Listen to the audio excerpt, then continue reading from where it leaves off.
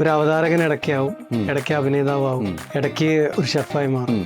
ഞാനിപ്പോ അന്വേഷിച്ച് നടക്കുന്നത് ഞാൻ സത്യത്തിൽ ആരാന്നുള്ളതാണ്. ഞാൻ പലപ്പോഴും എന്നോട് തന്നെ ചോദിക്കാറുണ്ട് ഞാൻ ആരായിട്ടാണ്. പിന്നെ എൻ്റെ ഏറ്റവും ഫേവറേറ്റ് ആയിട്ടുള്ള ഈ ബാലരാമപുരം സൈഡിലുള്ള മുസ്ലിംസിൻ്റെ ഇറച്ചി തോരനുകളുണ്ട്. ഇറച്ചി കൊണ്ട് തോരൻ ഉണ്ടാക്കാൻ നമ്മൾ ട്രിവാൻഡ്രത്തുകാരാണ് കണ്ടുപിടിച്ചിട്ടുള്ളത്. കോഴിത്തോരൻ, മട്ടൻ തോരൻ, ഇറച്ചി തോരൻ, തേങ്ങ ഇട്ടിട്ട് പിന്നെ ഈ പിരിയൻ മുളകും വറ്റൽ മുളകും കൂടെ ഒരുമിച്ച് ചേർത്ത് ഉണക്കി പൊടിക്കുക. അപ്പോൾ കളറും ഉണ്ടാവും, അതിനകത്ത് എരിവും ഉണ്ടാവും. അത് കട്ടച്ചൽ കുഴി എന്ന് പറയുന്നത് കൃഷ്ണൻകുട്ടി ചേട്ടൻ്റെ ഒരു കടയുണ്ട്. അവിടെ ഈ കോഴിത്തോരൻ ഉണ്ടാക്കും, കാന്താരി ചിക്കൻ ഉണ്ടാക്കും. ബ്രേക്ക്ഫാസ്റ്റ് കഴിക്കാതെ ഒരു 11 മണിയാകുമ്പോഴത്തേക്ക് പോയിട്ട് ചൂട് കപ്പയും അല്ലെങ്കിൽ ചൂട് പുട്ടും ഈ കോഴിത്തോരനൂടെ കഴിക്കണം. ഉഗ്രനാണ്. എൻ്റെ ഫ്രണ്ട്സൊക്കെ പറയും, ചിലപ്പോൾ മക്കൾ ജിമ്മിൽ പോകും. 10ാം ക്ലാസ് ആകുമ്പോൾ അവർ പറയും 4 മാസത്തേക്ക് നീ ജിമ്മ് നിർത്തണം. നമ്മൾ ആരെങ്കിലും മരിക്കാൻ കിടക്കുന്ന സമയത്ത് 10ാം ക്ലാസ്സിലെ സർട്ടിഫിക്കറ്റ് എന്നെ ഒന്ന് കാണിക്കൂ, അന്ന് ഞാൻ 599 മാർക്ക് വാങ്ങിയെന്ന് പറഞ്ഞിട്ട് ഒരാളും സർട്ടിഫിക്കറ്റ് ചോദിക്കില്ല, നമ്മുടെ ഡിഗ്രി സർട്ടിഫിക്കറ്റ് ചോദിക്കില്ല. എൻ്റെ പണം കൊണ്ടുവന്ന് എന്നെ ഒന്ന് കാണിക്കൂ, ഏറ്റവും ഇഷ്ടമുള്ള ആൾക്കാരെ കാണണമെന്ന് പറയുള്ളൂ. പണ്ടൊക്കെ നമ്മൾ കള്ളന്മാരെ 10ാം ക്ലാസ് കഴിഞ്ഞ് കഴിഞ്ഞാൽ സകല ഉടായ്പം പഠിച്ച ആൾക്കാരായിരിക്കും. പക്ഷേ ഈ ജെൻസി പിള്ളേരുടെ ഒരു ഗുണം, ഒരു ക്വാളിറ്റി എന്ന് പറയുന്നത് വളരെ ഓണസ്റ്റാണ്. എല്ലാ കാര്യങ്ങളും തുറന്നു പറഞ്ഞ്, ഇപ്പോൾ എന്തെങ്കിലും ഇതുണ്ടെങ്കിൽ പോലും, അവരുടെ നെഗറ്റീവ് ഉണ്ടെങ്കിൽ പോലും, എന്തെങ്കിലും അബദ്ധം പറ്റിയാൽ പോലും അവരത് അക്സെപ്റ്റ് ചെയ്യാൻ തയ്യാറാണ്. ഇത് കാണുന്ന പാരൻസിനോട് എനിക്ക് പറയാനുള്ളത്, പിള്ളേരെന്തെങ്കിലും പാഷനേറ്റായിട്ട് ചെയ്തിട്ടുണ്ടെങ്കിൽ ഏതെങ്കിലും ഒരു എക്സാം അതിനൊരു തടസ്സമായിട്ട് മാറരുത്. അവർക്ക് ഹാപ്പി ഹോർമോൺസ് പ്രൊഡ്യൂസ് ചെയ്യുന്നത് ആ സമയത്തായിരിക്കും. ഞാൻ കുറേ നാളായിട്ട് ഇങ്ങനെ സ്വപ്നം കൊണ്ട് നടക്കുകയാണ്. കലേഷ് ഭായിൻ്റെ പേര് വലിയൊരു സ്ക്രീനിൽ ഇങ്ങനെ കണ്ടിട്ട് കൈയടിക്കാനുള്ള ഒരു അവസരം. അത്യാവശ്യം എല്ലാ പരിപാടികളും കഴിഞ്ഞിരിക്കുകയാണ്. ആദ്യത്തെ ഒരു സംരംഭം.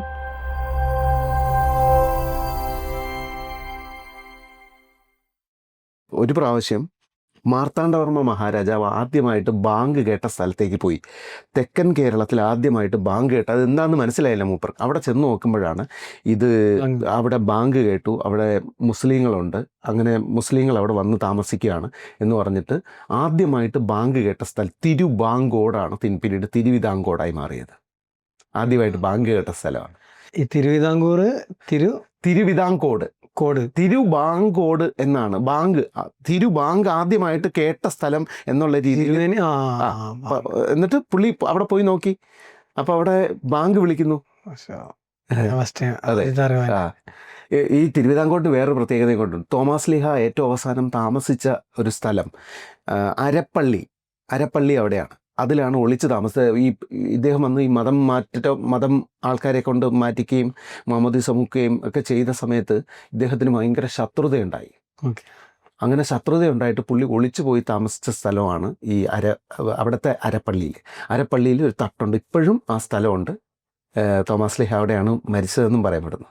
എനിക്ക് ശരിക്കും എൻ്റെ ലൈഫിൽ വലിയൊരു ഭാഗ്യമായിട്ട് ഞാൻ കാണുന്നത് നിങ്ങളുടെ മുന്നിലിരിക്കുന്നത്. അതും ഗൾഫിൽ വന്നിട്ട് പിന്നെ ഗൾഫ് ഗാലറി എന്ന് പറയുന്ന പരിപാടിയിൽ അവർ തന്നെ അവതരിപ്പിച്ച ക്യാമ്പയിൻ പോലത്തെ പരിപാടിയിൽ ഒരു അവതാരകൻ ഇടയ്ക്കാവും, ഇടയ്ക്ക് അഭിനേതാവും, ഇടയ്ക്ക് ഒരു ഷെഫായി മാറും. ഇടയ്ക്ക് വെച്ചിട്ട് നമുക്ക് ഏറ്റവും പ്രിയപ്പെട്ട ഒരാൾ നമ്മുടെ മുന്നിൽ നിന്നിട്ട് ചങ്ങായിമാർ പറയുന്ന പോലെ പറയണം, ഇടയ്ക്ക് ഒരു അധ്യാപകനായിട്ട് മാറണം. ഞാനിപ്പോൾ അന്വേഷിച്ച് നടക്കുന്നത് ഞാൻ സത്യത്തിൽ ആരാന്നുള്ളതാണ്. ഞാൻ പലപ്പോഴും എന്നോട് തന്നെ ചോദിക്കാറുണ്ട് ഞാൻ ആരായിട്ടാ. നിങ്ങൾ ശരിക്കും പറയുകയാണെങ്കിൽ ഇപ്പോഴത്തെ ഒരു ട്രെൻഡിൽ നിങ്ങളൊരു വൈബാണ്. തീർച്ചയായിട്ടും അതിൽ ഒരുപാട് പടച്ചവൻ്റെ അനുഗ്രഹങ്ങൾ ഉണ്ടാവട്ടെ. അല്ല, എനിക്ക് ഓരോ സമയത്തും ഇപ്പം സ്റ്റേജിൽ നിൽക്കുന്ന സമയത്ത് മാക്സിമം ആ ഷോയെ പൊക്കാനായിട്ടാണ് നമ്മൾ നോക്കുന്നത്. എന്ന് വെച്ചാൽ ആ ഷോയെ ഇങ്ങോട്ട് പിടിച്ചെടുക്കാനാണ് നോക്കുന്നത്. അതിൽ 5 പൈസയുടെയും കള്ളം കാണിക്കില്ല. തീർച്ചയായിട്ടും. അത് അലറി വിളിക്കണമെങ്കിൽ അലറി വിളിക്കും. പിറ്റേ ദിവസം ഷോ ഉണ്ട്, തൊണ്ട സൂക്ഷിക്കണമെന്നൊന്നും വിചാരിക്കില്ല. അപ്പം അങ്ങോട്ട് അലറും. അപ്പം ഇപ്പോൾ ഉടൻപടമാണെങ്കിലും ക്രൗഡിൽ ഇറങ്ങി നിന്നാൽ അലറുകയാണ്. പിറ്റേ ദിവസം മറ്റേ യോഷാദി വടകമൊക്കെ തിന്നിട്ട് വേണം. അതാണ് നിങ്ങൾ എനിക്ക് തരുന്ന, അല്ലെങ്കിൽ പിന്നെ നമ്മളെ ഈ പ്രോഗ്രാം കണ്ടുകൊണ്ടിരിക്കുന്ന ആളുകൾക്ക് കൊടുക്കുന്നത് ശരിക്കും വാക്കുകൾ കൊണ്ട് ടേസ്റ്റ് അറിയാനുള്ളൊരു ഫീല്, ഒരു സംവിധായകൻ്റെ ഒരു സ്റ്റൈല്, അതിലുപരി എനിക്ക് ഫീൽ ചെയ്ത ഒരു അധ്യാപകൻ. അത് വളരെ മനോഹരമായിട്ട് ഇങ്ങനെ പറഞ്ഞ് പഠിപ്പിച്ച് മനസ്സിലാക്കി തരുന്നു. എവിടേക്ക് എന്താ പറയുക മാറിപ്പോവാതെ നമ്മളെ ഇങ്ങനെ കൊണ്ടുപോവുക. അതായത് ശരിക്കും എന്താ പറയുക വല്ലാത്തൊരു ഫീൽ ആയിരുന്നു. ഇതിൻ്റെ ഒക്കെ പിന്നിൽ ഒരു സംവിധാന മികവ് ഫുൾ ടൈം ഇങ്ങനെ കാണാൻ പറ്റുന്നുണ്ട്. എൻ്റെ ഒരു അടുത്തൊരു സ്വപ്നം അതാണ്. കലേഷ് ഭായിൻ്റെ പേര് വലിയൊരു സ്ക്രീനിൽ ഇങ്ങനെ കണ്ടിട്ട് കൈയടിക്കാനുള്ള ഒരു അവസരം കിട്ടട്ടെ എന്ന് ഞാനും പ്രാർത്ഥിക്കുകയാണ്. അങ്ങനെ ഒരു അവസരം ഞാൻ 1-2 പരിപാടികൾ ഇങ്ങനെ പ്ലാനിലാണ്. എൻ്റെ ചോദ്യം നന്നായി എന്നാണ് ഞാൻ വിശ്വസിക്കുന്നത്. കാരണം അത് കാണുമ്പോൾ ഒന്നും ഉറപ്പാണ്, അതിലെ കഥാപാത്രങ്ങളൊന്നും അഭിനയിക്കില്ല, ജീവിക്കും. അതിൽ കാണുന്ന കാഴ്ചകൾക്കൊക്കെ ജീവൻ ഉണ്ടാവും. ആ നാവ് പൊന്നായിരിക്കട്ടെ. തീർച്ചയായിട്ടും അത് എക്സ്പീരിയൻസ് ആണ്. കുറേ നാളത്തെ ഒരു ആഗ്രഹമാണ്. അപ്പം മാത്തുക്കുട്ടിക്ക് അങ്ങനെ ഭാഗ്യം, മാത്തുക്കുട്ടി കുറേ നാളത്തെ സ്വപ്നം കുഞ്ഞൽദോ എന്ന് പറയുന്ന നല്ല സിനിമയാണ്. തീർച്ചയായിട്ടും അതെ, കൊറോണ കാലത്ത് ഒരു റോങ് ടൈമിലാണ് അത് ഇറങ്ങിപ്പോയെന്ന് മാത്രം. നല്ല ടച്ചിങ് ആയിട്ടുള്ളൊരു സിനിമയാണ് കുഞ്ഞൽദോ. C5 ഇപ്പോഴും കുഞ്ഞൽദോ ഓടുന്നുണ്ട്. പടം കാണാൻ പറ്റാത്തവരുടെയൊക്കെ റിവ്യൂ അതിനകത്തുണ്ട്. അന്ന് പറഞ്ഞൊരു കണ്ടന്റ് ആ സമയത്ത് അത് ഷൂട്ട് ചെയ്ത് ആ സമയത്ത് ചൂടപ്പം പോലെ വന്നിരുന്നെങ്കിൽ ഒരു പക്ഷേ ഭയങ്കര ടോക്ക് ആവുമായിരുന്ന ഒരു സിനിമയായിരുന്നു. ഈ കൊറോണ കാലത്ത് ഒരു സീറ്റ് കഴിഞ്ഞ് അടുത്ത സീറ്റിലേ ആളിരിക്കാൻ പറ്റുള്ളൂ എന്ന് പറയുന്ന സമയത്താണ് അത് പിന്നെ റിലീസായി പോയത്. എന്നാൽ പോലും സാമ്പത്തികമായിട്ട് നഷ്ടമൊന്നും ഉണ്ടാക്കാത്ത സിനിമ. അപ്പം മാത്തുക്കുട്ടിക്ക് അവൻ്റെ ഒരു സ്വപ്നം സാക്ഷാത്കരിക്കാൻ പറ്റി. ഞാൻ കുറേ നാളായിട്ട് ഇങ്ങനെ സ്വപ്നം കൊണ്ട് നടക്കുകയാണ്. അപ്പോൾ അത് പെട്ടെന്ന് നടക്കട്ടെ എന്നാണ് എൻ്റെ ഒരു പ്രാർത്ഥന. പിന്നെ അത്യാവശ്യം എല്ലാ പരിപാടികളും കഴിഞ്ഞിരിക്കുകയാണ്. ആദ്യത്തെ ഒരു സംരംഭം.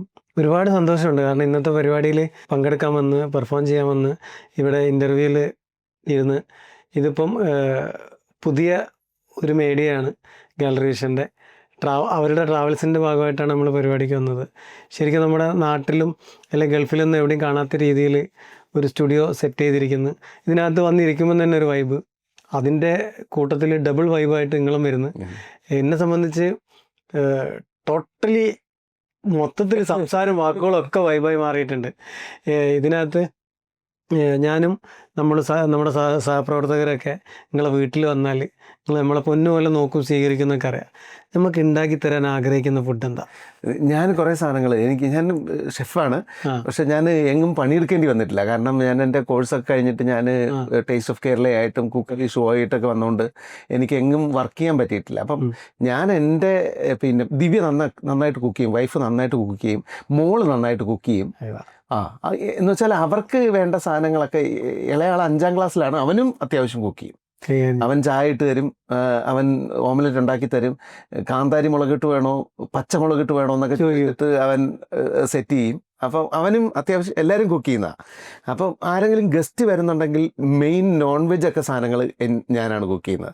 ദിവ്യക്ക് ആകെ ഒരു പരാതിയുള്ളൂ, ഞാൻ കുക്ക് ചെയ്യാൻ കയറി കഴിഞ്ഞാൽ അടുക്കളയിൽ വൃത്തി പോകുന്നതാണ്. പാത്രങ്ങളൊക്കെ അവിടെ അലുപ്പാക്കിയിട്ടാണ് നമ്മൾ ഈ കൃത്യസമയത്ത് ഇത് കഴുകി വെക്കില്ലല്ലോ. ആ പാത്രം അവിടെ ഇടും. അവസാനം ഇതിലൊരു വലിയ ഇതുണ്ടാവും. ഞാൻ കുക്ക് ചെയ്യുന്ന സഹായത്തെക്കാളും വലിയ ശല്യമാണ് ഈ പാത്രങ്ങൾ പിന്നെ കഴുകാൻ. സ്ത്രീകളും നമ്മളും തമ്മിലുള്ള വ്യത്യാസം, നമ്മൾ കഴിച്ച ഫുഡ് ചിലപ്പോൾ ടേബിളിൽ നിന്ന് എടുത്ത് കിച്ചണിൽ കൊണ്ടുവയ്ക്കും, ജസ്റ്റ് ഒന്ന് വെള്ളം ഒഴിക്കേണ്ട ടൈം മതി. എന്നാലും നമ്മളത് ചെയ്യൂല. അത് കുക്ക് ചെയ്യണ സമയത്താണെങ്കിൽ അത് മാറ്റുക. കാരണം നമ്മളൊരു ലക്ഷ്യം ഫുഡ് ഉണ്ടാക്കാതുള്ളതല്ല, അത് അവർ തിരിച്ചറിയുമ്പോൾ ഇതാണ്. പിന്നെ എൻ്റെ ഏറ്റവും ഫേവറേറ്റ് ആയിട്ടുള്ള ഈ ബാലരാമപുരം സൈഡിലുള്ള മുസ്ലിംസിൻ്റെ ഈ പിന്നെ ഇറച്ചി തോരനുകളുണ്ട്. ഇറച്ചി കൊണ്ട് തോരൻ ഉണ്ടാക്കാൻ നമ്മൾ ട്രിവാൻഡ്രത്തുകാരാണ് കണ്ടുപിടിച്ചിട്ടുള്ളത്. കോഴിത്തോരൻ, മട്ടൻ തോരൻ, ഇറച്ചി തോരൻ, തേങ്ങ ഇട്ടിട്ട് പിന്നെ ഈ പിരിയൻ മുളകും വറ്റൽ മുളകും കൂടെ ഒരുമിച്ച് ചേർത്ത് ഉണക്കി പൊടിക്കുക. അപ്പോൾ കളറും ഉണ്ടാവും, അതിനകത്ത് എരിവും ഉണ്ടാവും. എന്നിട്ട് തേങ്ങ ചേർക്കും അതിനകത്ത്. എന്നിട്ട് ഈ ഇറച്ചി വേവിച്ച് ചെറിയ ഉള്ളിയും തേങ്ങയാണ് ഇതിൻ്റെ പ്രധാന ഇൻഗ്രീഡിയൻസ് എന്ന് പറയുന്നത്. ഈ സാധനങ്ങളാണ് എനിക്ക് ഏറ്റവും ഉണ്ടാക്കാൻ ഇഷ്ടമുള്ള സാധനം. കാരണം ട്രിവാൻഡ്രത്ത് എല്ലാവരും വരുമ്പോഴത്തേക്ക് ട്രിവാൻഡ്രത്തിൻ്റെ സാധനങ്ങൾ എന്തെങ്കിലും കൊടുക്കണ്ടേ. അപ്പോൾ അത് കട്ടച്ചൽ കുഴി എന്ന് പറയുന്നത് കൃഷ്ണൻകുട്ടി ചേട്ടൻ്റെ ഒരു കടയുണ്ട്. അവിടെ ഈ കോഴിത്തോരൻ ഉണ്ടാക്കും, കാന്താരി ചിക്കൻ ഉണ്ടാക്കും. ഈ സാധനങ്ങളൊക്കെ എനിക്കും ഫേവറേറ്റ് ആയിട്ടുള്ള സാധനമാണ്. ഞാൻ പണ്ട് മുതൽ ആദ്യത്തെ എനിക്ക് തോന്നുന്നു ഞാൻ മാതൃഭൂമി യാത്രയിൽ എഴുതുമ്പോൾ ആദ്യം കൃഷ്ണൻകുട്ടി ചേട്ടൻ്റെ എപ്പിസോഡാണ് ഞാൻ എഴുതിയത്. അപ്പോൾ ഒരു പറയുമ്പോൾ ബ്രേക്ക്ഫാസ്റ്റ് കഴിക്കാതെ ഒരു 11 മണിയാകുമ്പോഴത്തേക്ക് പോയിട്ട് ചൂട് കപ്പയും അല്ലെങ്കിൽ ചൂട് പുട്ടും ഈ കോഴിത്തോരനൂടെ കഴിക്കണം. ഉഗ്രനാണ്. ഞാൻ എൻ്റെ ലൈഫിൽ ആദ്യമായിട്ട് കഴിച്ചത് 2 മാസങ്ങൾക്ക് മുൻപ് ബിബിൻ ജോർജ് ഇല്ലേ നമ്മുടെ ബിബിൻ ജോർജ്, ഉഗ്ര കക്ഷിയാണ്. ബിബിൻ ജോർജിൻ്റെ വീട്ടിൽ പോയി കഴിഞ്ഞപ്പം അമ്മ ഫുഡ് തരുന്ന കാര്യത്തിൽ വല്ലാത്തൊരു സ്നേഹമാണ്. അപ്പോൾ എനിക്ക് ഭയങ്കര ഇഷ്ടമാണ്. അപ്പം ഞാൻ കഴിക്കുന്നത് കണ്ടിട്ട് ബിബിൻ അമ്മയോട് പറയാം, അമ്മയോ വാരിക്കോരി കഴിക്കണുണ്ടോ, ഒക്കെ ടേസ്റ്റിയാണ്. അന്ന് ലൈഫിൽ ആദ്യമായിട്ട് ഈ പറഞ്ഞ സംഭവം എനിക്ക് കിട്ടി. അത് പറഞ്ഞപ്പോൾ ശരിക്കും അത് കണ്ണി അതിന് ഫസ്റ്റ് ടൈം ആയത്. വിപിൻ ഭയങ്കര വൈബുള്ള ഒരാളാണ്. വിപിനുമായിട്ട് കുറേ എപ്പിസോഡുകൾ ഞാൻ ചെയ്തിട്ടുണ്ട്. ഞാൻ ഈ അത്തമ്പത്ത് രുചിയുടെ എപ്പിസോഡിലൊക്കെ വിപിൻ ഗസ്റ്റായിട്ട് വരും. ഉഗ്രം കക്ഷിയാണ്. നമ്മളിങ്ങനെ വേറെ ലെവലിലേക്ക് കൊണ്ടുവന്നവരാ. ഞാൻ ഇങ്ങനെ പറഞ്ഞു ഇവിടെ വന്നതും കാര്യങ്ങളൊക്കെ അറിയാം. പിന്നെ ബിബിനും ഞാനും ചേർന്നിട്ട് ഒരു മ്യൂസിക് ബാൻഡ് ചെയ്തിട്ടുണ്ട്. ശരി. മഞ്ജു വാര്യരുടെ പേജിലൂടെയാണ് അത് ലോഞ്ച് ചെയ്തതൊക്കെ. അപ്പം ഇനി അതിൻ്റെ തയ്യാറെടുപ്പിലാണ്. അപ്പം അതിൽ ലൈഫിൽ ആദ്യമായിട്ടൊരു വീട്ടിൽ നിന്ന് ഭക്ഷണം കഴിച്ച് അവിടെ കിടന്നൊരു പുതിയ വീട്ടിൽ കിടക്കാനുള്ള സൗകര്യം കാര്യങ്ങളൊക്കെ തന്നിട്ട് എനിക്ക് ഭയങ്കര പോസിറ്റീവ് വൈബാണ്. അപ്പം നിങ്ങൾ ആ ഫുഡിൻ്റെ കാര്യം പറഞ്ഞപ്പം ലൈഫിൽ ആദ്യമായിട്ട് കിട്ടിയ ഫുഡ് ഒരിക്കലും മറക്കില്ലല്ലോ. അപ്പം ബിബിൻ്റെ അമ്മേൻ്റെ ഫേസ് ഓർമ്മ വന്നു. കാരണം ആ സ്നേഹത്തോടെ കിട്ടിയ അതിന് മറുപടി ആയിട്ടും പ്രതീക്ഷിക്കാത്ത കിട്ടിയ കാരണം നിങ്ങളും ബിബിനെ കുറിച്ച് പറഞ്ഞത്. യാത്രകൾ ഒരു സാധനമാണ്. ഇപ്പം നമ്മൾ സെയിം ഇതിലല്ലേ ഇരിക്കുന്നത്. GV ട്രാവൽസ് ആണ്, GV ഹോളിഡേയ്സ്. അപ്പോൾ അവരാണ് ഇന്ന് ക്യാമ്പിങ്ങിന് പോകുന്നത്. യാത്രകളുടെ ഒരു സ്വപ്നം എനിക്കുണ്ടായിരുന്നു. അത് ഞാൻ ആകെ ടിക്കറ്റ് എടുത്ത് പോയിട്ടുള്ളത് ഒരുപക്ഷെ ഒരു 6 യാത്രകളായിരിക്കും, 6 or 7 യാത്രകൾ. ബാക്കി രാജ്യങ്ങളെല്ലാം ഞാനിപ്പോൾ 54 രാജ്യങ്ങൾ കണ്ടിട്ടുണ്ട്. ഈ 54 രാജ്യങ്ങളും പലതരത്തിലുള്ള, ഒന്നുകിൽ പ്രോഗ്രാമിന് വേണ്ടി പോകുന്നത്, അല്ലെങ്കിൽ എന്തെങ്കിലും തരത്തിലുള്ള സ്പോൺസർഷിപ്പുകൾ, അല്ലെങ്കിൽ ഓണത്തിന് പ്രോഗ്രാം അവതരിപ്പിക്കാൻ പോകുന്നത്, അല്ലെങ്കിൽ മാജിക് ഷോ അവതരിപ്പിക്കാൻ പോകുന്നത്, അല്ലെങ്കിൽ കുക്കറി ഷോയ്ക്ക് വേണ്ടിയിട്ട് ടേസ്റ്റ് ചെയ്യാൻ പോകുന്നത്, അങ്ങനെയുള്ള യാത്രകളാണ് ഇത്രയും കിട്ടിയിട്ടുള്ളത്. ഇതും ദൈവത്തിൻ്റെ ഒരു അനുഗ്രഹമായിട്ടാണ് ഞാൻ കാണുന്നത്. കാരണം എൻ്റെ കുട്ടിക്കാലം മുതലുള്ള ആഗ്രഹം, നേരത്തെ TV യിൽ മുഖം കാണിക്കാനായിട്ട് എൻ്റെ ഒരു ആഗ്രഹം പറഞ്ഞല്ലോ, ഇതുപോലെ പണ്ടേ ഉണ്ടായിരുന്ന ഒരു ആഗ്രഹമാണ് ഈ യാത്ര ചെയ്യുക എന്ന് പറയുന്നത്. അതും ഈ പടച്ചവും കട്ടയ്ക്ക് കൂടെ എന്നുള്ള. തീർച്ചയായിട്ടും. ഇനി ഇതിനകത്ത് നാട്ടിൽ നിന്നാണെങ്കിൽ നമുക്ക് വലിയ പുതുമയൊന്നും തോന്നൂല. വളരെ കുറച്ച് ആളുകൾക്കിടയിലേക്ക് നമ്മളൊരു ആർട്ടിസ്റ്റ് എന്നതിലപ്പുറത്ത് അവരുടെ കൂടെയുള്ള ഒരാളായിട്ട് പെർഫോം ചെയ്യാം. അത് ശരിക്കും എൻ്റെ ഒരു കാഴ്ചപ്പാടിൽ അത്യാവശ്യം എക്സ്പീരിയൻസ് ഉള്ള കലാകാരന്മാർക്ക് മാത്രമേ വിജയിച്ചെടുത്തിട്ട് ഇവരുടെ ഒന്നും പോകാൻ പറ്റുള്ളൂ. കാരണം ആയിരങ്ങളില്ല, 10,000ങ്ങളില്ല. പിന്നെ നമ്മുടെ വീട്ടിൽ പങ്കെടുക്കുന്നത് പോലെ, വീട്ടുകാരെ പോലെ ഇവരെ കണ്ടിട്ട് പരിപാടി ചെയ്ത് അവരുടെ ലൈഫിൽ നമ്മളെ ഒരിക്കലും മറക്കൂല. ഇല്ല, ഞാൻ പലപ്പോഴും പലരും ഇപ്പം എൻ്റെ ഫ്രണ്ട്സൊക്കെ പറയും, ചിലപ്പോൾ മക്കൾ ജിമ്മിൽ പോവും. അപ്പോൾ 10ാം ക്ലാസ് ആകുമ്പോൾ അവർ പറയും 4 മാസത്തേക്ക് നീ ജിമ്മ് നിർത്തണം. ജിമ്മായിരിക്കും അവൻ്റെ ഏറ്റവും വലിയ ഹൈ എന്ന് പറയുന്നത്. ചെറിയ ചെക്കനായിരിക്കും, 10ാം ക്ലാസ്സിൽ പഠിക്കുന്ന സമയമായിരിക്കും, അവൻ ജിമ്മിൽ പോയി വർക്കൗട്ട് ചെയ്യും, നന്നായിട്ട് വർക്കൗട്ട്, വേറെ മോശം സ്വഭാവങ്ങളൊന്നുമില്ല. അവൻ്റെ ഏക പ്രശ്നം ഈ അമ്മയ്ക്ക് തോന്നുന്നത് ഈ ജിമ്മാണ്. അപ്പം നീ 4 മാസത്തേക്ക് ജിമ്മിൽ പോണ്ട എന്നങ്ങ് തീരുമാനിക്കും അമ്മ.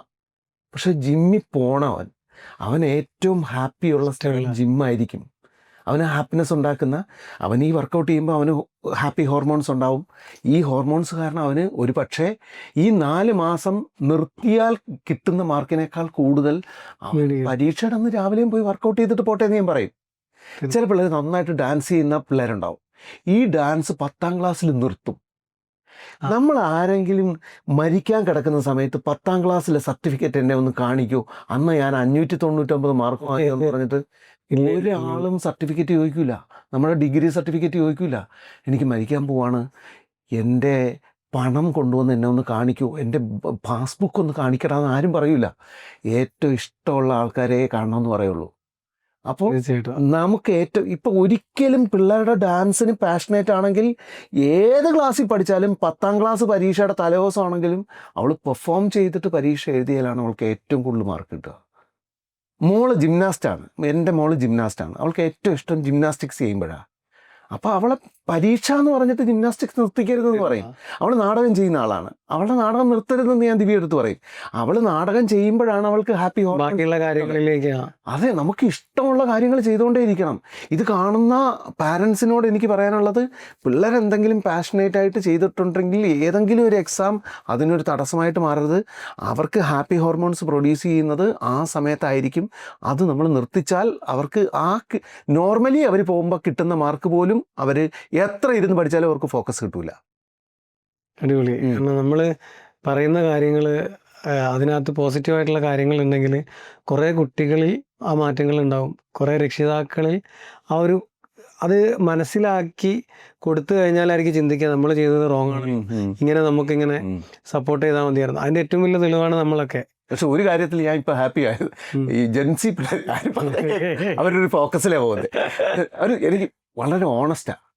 പണ്ടൊക്കെ നമ്മൾ കള്ളന്മാരെ 10ാം ക്ലാസ് കഴിഞ്ഞ് കഴിഞ്ഞാൽ സകല ഉടായ്പും പഠിച്ച ആൾക്കാരായിരിക്കും. പക്ഷേ ഈ ജെൻസി പിള്ളേരുടെ ഒരു ഗുണം, ഒരു ക്വാളിറ്റി എന്ന് പറയുന്നത് വളരെ ഓണസ്റ്റാണ്. എല്ലാ കാര്യങ്ങളും തുറന്നു പറഞ്ഞ്, ഇപ്പോൾ എന്തെങ്കിലും ഇതുണ്ടെങ്കിൽ പോലും, അവരുടെ നെഗറ്റീവ് ഉണ്ടെങ്കിൽ പോലും, എന്തെങ്കിലും അബദ്ധം പറ്റിയാൽ പോലും അവരത് അക്സെപ്റ്റ് ചെയ്യാൻ തയ്യാറാണ്. പക്ഷേ അവർ തനി വഴിയിലേ പോവുള്ളൂ. അവരൊരു ഫോക്കസ് ഉണ്ട്, ആ ഫോക്കസിൽ പോകുന്നതാണ് നല്ലതാണ്. എൻ്റെ ഒരു വിശ്വാസം. അടിപൊളി. പ്രത്യേകിച്ച് മലബാറിലെ പിള്ളേരെ എനിക്ക് നല്ല പ്രതീക്ഷ. ഞാൻ ഈ പല പരിപാടികളുമായിട്ട് കുട്ടികളുടെ പരിപാടികൾ ചെയ്യുന്നതുകൊണ്ട് ഈ കുട്ടികളുടെ വൈബ് എനിക്ക് മനസ്സിലാക്കാൻ പറ്റും. പ്രത്യേകിച്ച് മലപ്പുറം ജില്ലയിലെ കുട്ടികൾ വേറെ വൈബ് തന്നെയായിരിക്കും. അടുത്ത ഒരു ഭരണ തലത്തിലൊക്കെ നമ്മളെ ഭരിക്കാൻ പറ്റുന്ന അത്രയും കേപ്പബിലിറ്റി ഉള്ള പിള്ളേർ മലബാറിൽ നിന്നുള്ള പിള്ളേരായിരിക്കും. തീർച്ചയായിട്ടും അത് കണ്ടെത്താൻ പറ്റുന്നതും, കാരണം ഡെയിലി അല്ലെങ്കിൽ ഒന്നരാടം അല്ലെങ്കിൽ ആഴ്ചയ്ക്ക് മാസത്തിൽ എന്നെ സംബന്ധിച്ച്, നമ്മളെ പ്രോഗ്രാം കാണുന്ന ആളുകളെ സംബന്ധിച്ച് നമുക്ക് സ്ഥിരം വർഷങ്ങളോളം ഒരേ ടീമിനെ കാണാൻ പറ്റുള്ളൂ. നമ്മൾ കലാകാരന്മാരായതിൻ്റെ ഒരു ഭാഗ്യം എന്ന് പറയുന്നത് നമുക്കൊരു മാസത്തിൽ വ്യത്യസ്തരായിട്ടുള്ള കണക്കിന് ആളുകളെ ചെയ്യാൻ പറ്റുന്നുണ്ട്. അപ്പം നമുക്ക് കണ്ടെത്താൻ പറ്റും. ആ കണ്ടെത്തിയ കാര്യങ്ങൾ വിത്ത് തെളിവോട് കൂടിയിട്ട് നമുക്ക് പ്രേക്ഷകർക്ക് പറഞ്ഞു കൊടുക്കാൻ പറ്റും. അതിൻ്റെ ഏറ്റവും കൂടുതൽ സന്തോഷം തോന്നിയാണ് ന്യൂജൻ പിള്ളേർ 100% പെർഫെക്റ്റ് ആണ്, അവരുടെ വേ കറക്റ്റാണ് എന്ന് പറഞ്ഞു കഴിഞ്ഞപ്പം മനസ്സിന് ഭയങ്കര പ്രതീക്ഷ. കാരണം അതിനകത്ത് എൻ്റെ മക്കളുണ്ട്, നിങ്ങളെ മക്കളുണ്ട്, നമ്മൾ കണ്ടുകൊണ്ടിരിക്കുന്നവരുണ്ട്. ഒരു ധൈര്യം വന്നു. അത് നമുക്ക് പറയാൻ പറ്റുന്നത്, അല്ലെങ്കിൽ നിങ്ങൾക്ക് പറയാൻ പറ്റുന്നത് ഇവരെ നേരിട്ട് കണ്ട് അവരുടെ പൾസ് മനസ്സിലാക്കി അവരോട് സംസാരിച്ച് അവരോടൊപ്പം. ഒരു കാര്യം ശ്രദ്ധിക്കേണ്ടത് എന്താണെന്ന് വെച്ചാൽ, ഈ എന്തിലോട്ടും പോകാനുള്ള സാധ്യതയുണ്ട്. ഇപ്പോൾ ഒരുപാട് ഈ പിന്നെ ഡ്രഗ്സിനൊക്കെ ഒരുപാട് പ്രചാരമുള്ള സമയമാണ്. അപ്പോൾ ഇവർക്ക് പാഷൻ എന്തെങ്കിലും, അവരുടെ പാഷനായിട്ടുള്ള കാര്യങ്ങൾ എന്തെങ്കിലും അവർക്ക് കൊടുത്തോണ്ടേയിരിക്കുക. സ്പോർട്സിൽ താല്പര്യമുള്ള ആളെ സ്പോർട്സിലേക്ക് വിടണം, ആർട്സിൽ താല്പര്യമുള്ള ആളെ ആർട്സിലേക്ക് വിടണം. എന്താണ് അവരുടെ ഇഷ്ടം, അവരുടെ ഇഷ്ടമുള്ള മേഖലയിലേക്ക് തിരിച്ചു വിട്ട് അവരെ എൻഗേജ്ഡ് ആക്കുക എന്ന് പറയുന്നത് പാരൻസിൻ്റെ ഒരു എതിർത്തുകൊണ്ടൊന്നും ഇവരെ ഒന്നും ചെയ്യാൻ പറ്റില്ല.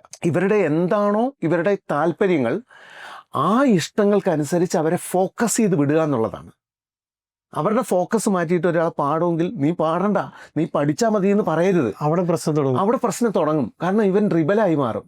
അങ്ങനെ കുട്ടികളെ റിബലാക്കരുത്. അവർക്ക് എന്താണോ താല്പര്യം.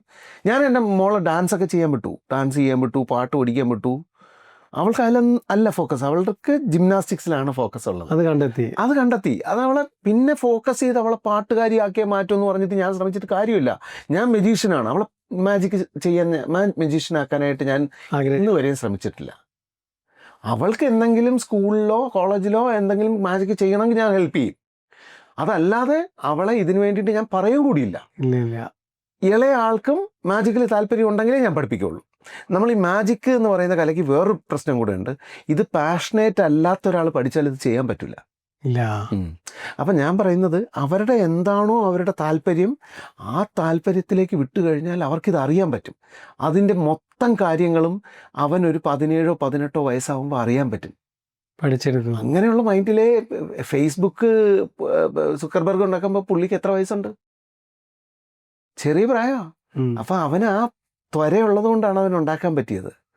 നമ്മൾ നമ്മുടെ മക്കളെ നമ്മളെ ഇഷ്ടത്തിനനുസരിച്ച് വളർത്താൻ ശ്രമിക്കുമ്പോഴാണ് ഈ പ്രശ്നം റോങ് ആയിട്ട് ചിന്തിക്കുന്നത്. അവരുടെ ഇതിനനുസരിച്ച് അവരെ എൻഗേജ്ഡ് ആക്കി അവരെ ആ സാധനത്തിനകത്ത് അവൻ്റെ കൊട്ടാൻ താല്പര്യമുള്ളവനെ എങ്ങനെയെങ്കിലും അവനെ കൊണ്ട് കൊട്ടിക്കുക.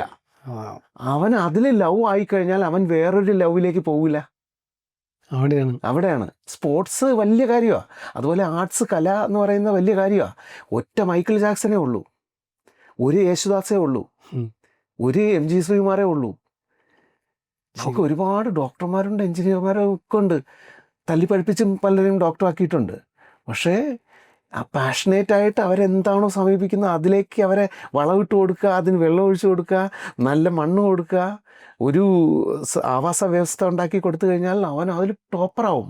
അവരുടെ ഇഷ്ടത്തിനനുസരിച്ച് നമ്മൾ അവരെ വിട്ടാൽ അവർ തിരഞ്ഞെടുത്ത ആ ഇഷ്ടത്തിനകത്ത് റോങ് ആയിട്ടൊന്നുമില്ല. നമ്മൾ അതിനെതിര് പ്രവർത്തിക്കുമ്പം റോങ് ആയിട്ടുള്ള സ്ഥലത്തേക്ക് എത്തിപ്പെടാൻ ചാൻസ് ഉണ്ട്. കാരണം ഇവൻ ഡിപ്രഷൻ അടിക്കും. ഇവൻ ഉദ്ദേശിച്ച സാധനം അല്ല, ഇത് തിരിച്ചറിയുന്ന ചിലപ്പോൾ 30 വയസ്സിലായിരിക്കും. കുറെ കഴിയുമ്പോഴായിരിക്കും ഒരു ഡോക്ടറായി തല്ലിപ്പഴിപ്പിച്ച ഒരു ഡോക്ടറാക്കി. എത്ര ഡോക്ടർമാരെ പണി കളഞ്ഞിട്ട് വേറെ ഇഷ്ടമുള്ള പണികൾ ചെയ്യുന്നു. ഷെഫായി മാറിയ ഡോക്ടർമാരുണ്ട്. ഇപ്പൊ ബേക്കിംഗ് പഠിക്കാനായിട്ട് ഒരു നമ്മുടെ കൊച്ചിയിലൊരു ഇൻസ്റ്റിറ്റ്യൂട്ടുണ്ട്. ആ ഇൻസ്റ്റിറ്റ്യൂട്ടിൽ നല്ല സാലറി ഉള്ള ആൾക്കാർ, 1,70,000 ഒക്കെ സാലറി ഉള്ള ആൾക്കാർ ആ ജോലി വിട്ടിട്ട് ബേക്കിംഗ് വന്ന് പഠിക്കുന്ന AVC ഇൻസ്റ്റിറ്റ്യൂട്ട് എനിക്ക് അറിയാവുന്ന ആളാണ്. അവിടെ ഞാൻ ഗസ്റ്റായിട്ട് പോകുന്ന സമയത്ത് 1,70,000 രൂപ സാലറി മേടിച്ചുകൊണ്ടിരിക്കുന്ന പിള്ളേർ അത് നിർത്തിയിട്ട് ഇവിടെ വന്ന് പഠിക്കുന്നു. അവര് പണ്ട് എന്താണോ ആഗ്രഹിച്ചത് അതിലേക്ക് വരുന്നു.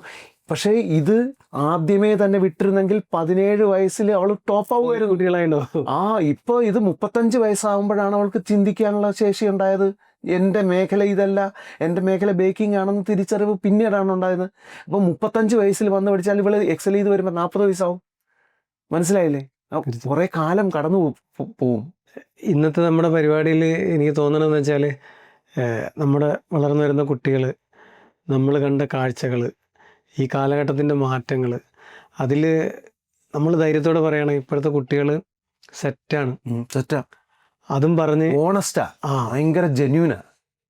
അത് ചെറിയ പ്രായത്തിൽ തന്നെ ഒരുപാട് എക്സ്പീരിയൻസ് ഉള്ള, അനുഭവങ്ങളുള്ള, എന്നാൽ പറയുന്നത് കറക്റ്റാണെന്ന പൂർണ്ണ ബോധമുള്ളവരാണ്. അത് മുൻപ് കഴിഞ്ഞു പോയിട്ടുള്ള ആളുകളിലൊക്കെ സംശയമാണ് എന്ത് പറയണം. അതെ, ഈ പുതിയ ജനറേഷൻ അവർ കഴിവില്ലാത്തവരാണ്, ഫോണിൽ കുത്തിക്കൊണ്ടിരിക്കുന്നവരാണെന്നൊക്കെ പറഞ്ഞിട്ട് പ്രളയം വന്നപ്പോൾ ഹെൽപ്പ് ചെയ്തത് എല്ലാം പിള്ളേരാ ആണ്. അവരെ ആത്മാർത്ഥമായിട്ട് വർക്ക് ചെയ്തിട്ടാണ് നമ്മൾ ആദ്യത്തെ പ്രളയം കരകയറിയത്. പണ്ട് നമ്മൾ സ്റ്റേജിൽ കയറാൻ വേണ്ടിയിട്ട് വലിയ ആളുകളെ വിളിച്ചാൽ വരൂല. ഇന്ന് സ്റ്റേജിൽ കയറാൻ ആർക്കും താല്പര്യമുണ്ടെന്ന് വെച്ചാൽ ഏറ്റവും കൂടുതൽ വരും. ഞാൻ പറഞ്ഞില്ലേ, മൈക്ക് മേടിച്ച് സംസാരിക്കാൻ തുടങ്ങും. അനുഭവമുണ്ട്. ഇപ്പൊ 2 ആഴ്ച മുന്നേ ഒക്കെ ജസ്റ്റ് ഒന്ന് വിളിച്ചതാ, ഗിഫ്റ്റ് ഉണ്ട്, സമ്മാനമുണ്ട് എന്ന് പറയുമ്പോൾ കുട്ടികൾ ഓടി വരാ, നിർത്തണില്ല. എന്നിട്ട് സംസാരിക്കാൻ പറയുമ്പോൾ അച്ഛനെ പറ്റി അമ്മനെ പറ്റി സംസാരിക്കണം എന്ന് പറയുമ്പോൾ സംസാരിക്കുക. അപ്പോൾ ഇടയ്ക്ക് വെച്ച് ഞാൻ പറഞ്ഞ് തള്ളിക്കോ എന്നാണ്. തള്ളും പറയും. അപ്പം പറഞ്ഞ് എൻ്റെ വാപ്പയും അമ്മയും പ്രണയിച്ച് കല്യാണം കഴിച്ചാണ്, ഞാൻ അതിനെ അഭിമാനിക്കുന്നു. അപ്പോൾ വാപ്പയും ഇവിടെ ഉണ്ടോയെന്ന് വെച്ച് 2 പേരെയും വിളിച്ച്. അപ്പോൾ അവരോട് വെച്ച് നിങ്ങൾ എപ്പോഴാണ് ഈ പ്രണയം തുടങ്ങിയത്? അപ്പോൾ പറഞ്ഞു ഞങ്ങൾ പ്രണയിച്ചല്ല കല്യാണം കഴിച്ചത്. അപ്പത്തിന് മോൻ താഴെ ഇറങ്ങിയിട്ടുണ്ടായിരുന്നു. അപ്പോൾ ഞാൻ പറഞ്ഞു നീ എന്നോട് പറഞ്ഞ പ്രണയിച്ച് കല്യാണം കഴിച്ചാൽ നിങ്ങളല്ലേ തള്ളാൻ പറഞ്ഞു. ഞാൻ എൻ്റെ ലൈഫിൽ അങ്ങനെ ഒരു അടി കിട്ടിയത്. അപ്പൊ ഞാൻ നീ തന്നെ സ്റ്റാർ ഗിഫ്റ്റ് കൊടുത്തു. അപ്പം പണ്ട് നമുക്കൊക്കെ സ്റ്റേജിൽ കയറാൻ പേടി, നമ്മൾ വിളിക്കുന്നവർക്ക് പേടി, നമ്മുടെ വീട്ടിലൊരു ഫംഗ്ഷൻ ഉണ്ടെങ്കിൽ സംസാരിക്കാം. ഇന്ന് നമ്മളെക്കാൾ കൂടുതൽ കാര്യങ്ങൾ സംസാരിക്കും കുട്ടികൾ. ഞാൻ നെസ്റ്റോയിൽ ഒരു പ്രോഗ്രാം ചെയ്തുകൊണ്ടിരുന്ന സമയത്ത്, അവരുടെ ഒരു കുക്കിംഗ് കോമ്പറ്റീഷൻ ചെയ്തുകൊണ്ടിരുന്ന സമയത്ത് ഒരു കൊച്ച് ഇങ്ങനെ വന്ന് നിൽക്കുന്നു, എഞ്ചിനീയറാണ്. അപ്പോൾ ഞാൻ ഗെയിംസ് ഒക്കെ ചെയ്യുന്ന സമയത്ത് അവളിങ്ങനെ സ്റ്റേജിലേക്ക് വന്നു. ഞാൻ ചോദിച്ചു എന്താണ് നിൻ്റെ അവളുടെ കണ്ണിലൊരു തിളക്കമുണ്ട്. എന്താണ് നിൻ്റെ ആഗ്രഹം? എനിക്ക് വേറെ ആഗ്രഹമൊന്നുമില്ല, നിങ്ങൾ ഈ ചെയ്യുന്ന മാതിരി എനിക്ക് സ്റ്റേജിൽ ആങ്കർ ചെയ്യാൻ പറ്റണം എന്നുള്ളതാണ് എൻ്റെ ആഗ്രഹം. ഞാൻ ചോദിച്ചു നീ എവിടെയെങ്കിലും സ്റ്റേജിൽ കയറിയിട്ടുണ്ടോ? ഇല്ല, ഇന്ന് വരെ ചാൻസ് കിട്ടിയിട്ടില്ല. ഞാൻ മൈക്ക് അങ്ങോട്ട് കൊടുത്തു. അവളിന്ന് നല്ല ആങ്കറാ, കല്യാണങ്ങളൊക്കെ ചെയ്യുന്നുണ്ട്. ഷംസീന എന്നാണ് പേര്. തിരൂരുകാരിയാണ്. തിരൂർ സ്ലാങ്ങിൽ, മലപ്പുറം സ്ലാങ്ങിലൊക്കെയാണ് സംസാരിക്കുന്നത്. ഞാൻ പറഞ്ഞു അത് മാറ്റണ്ട, നിൻ്റെ ഒരു അത് തന്നെ പോയാൽ മതി. നന്നായിട്ട് ആങ്കർ ചെയ്യുന്നുണ്ട് അവൾ. അത്യാവശ്യം സോഷ്യൽ മീഡിയ ഒക്കെ ഞാൻ മൈക്ക് കൊടുത്തു. ഞാൻ അവളുടെ കയ്യിൽ മൈക്ക് കൊടുത്തു. കഴിഞ്ഞ ദിവസം അവൾ വിളിച്ചിട്ട് പറഞ്ഞു, കല്ലു ചേട്ടാ 1 year ആയി, നിങ്ങൾക്കറിയോ ആനിവേഴ്സറി. നമ്മള് ചെറുതായിട്ടൊന്ന് സപ്പോർട്ട് ചെയ്തു. അവരവരെ ലോകത്ത് എത്തി. അവള് ഇപ്പൊ ആങ്കറാ. ഞാൻ കഴിഞ്ഞ ദിവസം എനിക്ക് വന്നൊരു വർക്ക് ഞാൻ അവൾക്ക് കൊടുത്തു. അവളെ ഒരു പാട്ടുകാരിയും കൂടെ വിട്ടുകൊടുത്തു. അപ്പോൾ ഇവരുടെ അടുത്ത് എന്നെ അങ്ങോട്ട് കൊണ്ടുപോകാനുള്ള ബഡ്ജറ്റിൽ എന്നെ ഇഷ്ടപ്പെടുന്ന ആൾക്കാരാണ്. അപ്പോൾ ഞാൻ പറഞ്ഞു എനിക്ക് ധൈര്യമുള്ള ഒരാളുണ്ട്, ഹംസീന എന്നാണ് പേര്. അവളിപ്പോൾ കോഴിക്കോടുണ്ട്, എൻജിനീയറാണ്. എൻജിനീയറിങ് കഴിഞ്ഞിട്ടാണ് അവളിപ്പോൾ ഈ ആങ്കറിങ് പ്രൊഫഷനാക്കിയിരിക്കുന്നത്. അപ്പോൾ അവളെയും ഒരു പാട്ടുകാരിയും കൂടെ വിട്ടു. അപ്പോൾ എനിക്ക് പകരം ഞാൻ വരുന്നെങ്കിൽ ആങ്കർ മാത്രമാണ്. ഇതൊരു ആങ്കറും പാട്ടുകാരിയും കൂടെ വന്ന് നിങ്ങളുടെ പരിപാടി കളറാക്കി തരും, നിങ്ങൾക്ക് ഇത്ര രൂപയിൽ തീരും. അവൾ ധൈര്യമായിട്ട് വിട്ടു. ഇയാൾ പിറ്റേന്ന് വിളിച്ചു, വന്ന കൊച്ചു കൊള്ളാട്ടോ.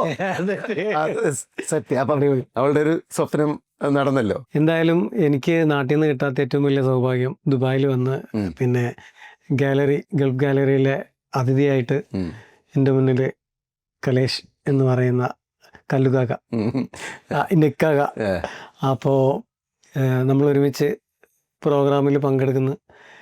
സംസാരിച്ചത് മൊത്തം പോസിറ്റീവാണ്. ശരിക്കും മുന്നിലിരിക്കുമ്പം ആ ഒരു ഫീൽ എനിക്ക് കിട്ടിയിട്ടുണ്ട്. കണ്ടുകൊണ്ടിരിക്കുന്നവർക്കും അത് എഫക്റ്റ് ചെയ്യുന്നുള്ളത് ഉറപ്പാണ്.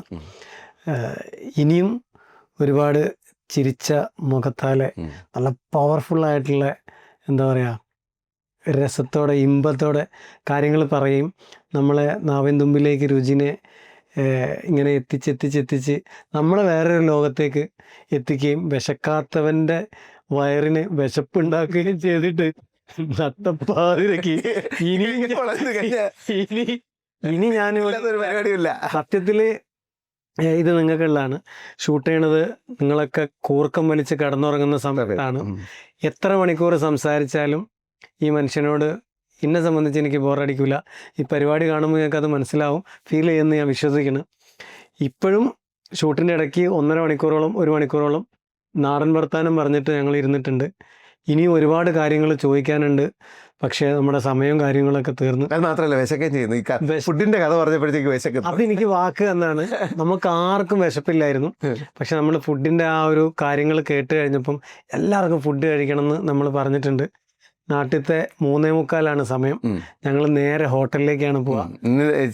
ഷവർമ ചെത്തുന്ന ആരെങ്കിലും ഉണ്ടാവും, ഒരു അറബി നമുക്ക് വേണ്ടിയിട്ട് ഷവർമ ഏതെങ്കിലും തുറന്നിട്ടിരിക്കുന്ന, എന്നിട്ട് അതിനകത്ത് ഈ പ്ലേറ്റിൽ ഹമ്മസൊക്കെ തേച്ച് പിടിപ്പിച്ച് ആ പ്ലേറ്റിൽ ഈ ഷവർമയുടെ സാധനങ്ങളും കുറച്ച് ഫ്രഞ്ച് ഫ്രൈസ് ഒക്കെ വെച്ചിട്ട് നമ്മുടെ അടുത്തേക്ക് കൊണ്ടുതരും. നമ്മൾ കഴിക്കുമ്പോൾ തീർച്ചയായിട്ടും. അപ്പൊ എന്തായാലും ഫുഡ് കഴിക്കുമെന്നുള്ളത് ഉറപ്പാണ്. അതിൻ്റെ വീഡിയോ നമ്മൾ വേറെ എടുത്തു വെക്കുമെന്നുള്ളത് ഉറപ്പാണ്. ഒരുപാട് സന്തോഷമുണ്ട്. പിന്നെ ഗൾഫ് ഗാലറിയിൽ വന്ന് പിന്നെ ഹാങ് ഔട്ട് എന്ന പരിപാടിയിൽ GV ട്രാവൽസിൻ്റെ വ്യത്യസ്തമായിട്ടുള്ള മനോഹരമായിട്ടുള്ള നമുക്കൊരു എന്താ പറയുക പുതിയൊരു അനുഭവം തരുന്നൊരു പരിപാടിയിൽ നമ്മളൊക്കെ ഉൾക്കൊള്ളിച്ചതിലും ഒരുപാട് സന്തോഷം. ഇവിടെയുള്ള ആളുകളുടെ ഹൃദയത്തിൽ സാധാരണ ഒരു സ്റ്റേജ് ഷോയിൽ വന്ന് പോകുന്നതല്ലാതെ നമ്മളൊക്കെ അവരുടെ ഓർമ്മയിലും ചിന്തയിലും ഒക്കെ ഒന്നുകൂടെ നമ്മളുടെയൊക്കെ ഒരു കയ്യൊപ്പ് ചാർത്താൻ കിട്ടിയ ഒരവസരത്തിൽ ഒരുപാട് സന്തോഷം. വീണ്ടും കാണാം. തോമസ്, ഇത് ഒരു ഇന്റർവ്യൂ ആയിട്ടൊന്നും തോന്നിയില്ല കേട്ടോ. നമ്മൾ വീട്ടിലിരുന്ന് വർത്താനം പറയില്ല, അതുമാതിരി തോന്നിയത് അല്ലേ? മൊത്തത്തിൽ എനിക്കും ഭയങ്കരമായിട്ട് അത് നമ്മൾ കുറെ നേരം ഒരുപാട് ചോദ്യം ഇവർ തന്നതുണ്ട്. അതിലൊന്നും ഞാൻ ചോദിച്ചിട്ടില്ല. പക്ഷേ ആ 10 ചോദ്യങ്ങൾക്ക് ഉള്ള 100 ഉത്തരം തന്നിട്ടുണ്ട്. സന്തോഷം.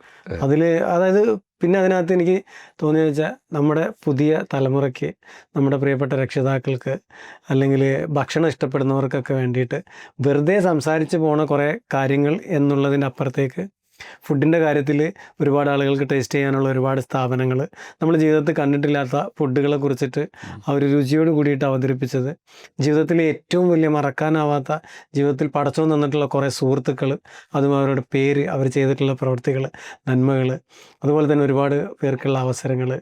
ഇനി ഞങ്ങൾ നിങ്ങളോട് കടപ്പെട്ടിരിക്കും.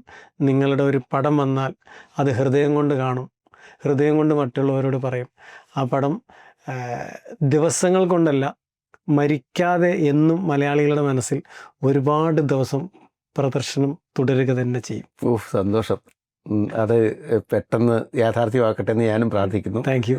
ആ നാവും പൊന്നായിരിക്കട്ടെ. തീർച്ചയായിട്ടും. Thank you dear. Thank you. Okay.